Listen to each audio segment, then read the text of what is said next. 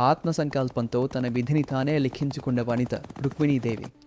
శ్రీకృష్ణుని అనంత గుణగణాలను విని ఆ పరమాత్మనే పతిగా ఆవరించాలని నిశ్చయించుకుంది విదర్భ రాజకుమారి రుక్మిణి.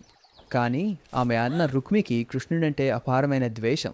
చెల్లెలికి పరమ క్రూరుడైన శిశుపాలుడితో బలవంత వివాహం నిశ్చయించాడు. ముంచుకొస్తున్న ఆ విపత్తును చూసి రుక్మిణి అధైర్యపడలేదు. ధైర్యంతో ఒక పథకం ఆలోచించింది. తన విధిని తానే నిర్ణయించుకోవాలని శ్రీకృష్ణునికి ఒక రహస్య లేఖ పంపింది.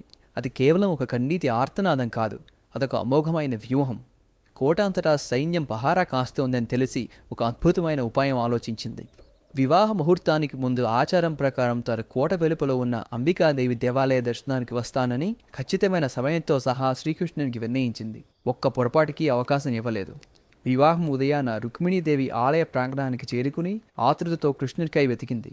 ఉత్కంఠ తారాస్థాయిలో ఉండగా కృష్ణుని దివ్య రథం జనసమూహాన్ని చీల్చుకుంటూ మెరుపులా దూసుకొచ్చింది. అత్యంత లాఘవంగా ఆ జగన్నాథుడు తన హస్తాన్ని అందించి రుక్మిణీదేవిని రథంపైకి స్వీకరించాడు.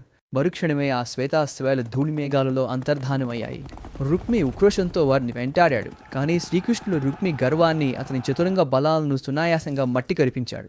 ఆ విజయరథం ద్వారకకు చేరుకోగానే నగరం అంతా ఆ దివ్య దంపతులకు బ్రహ్మరథం పట్టింది.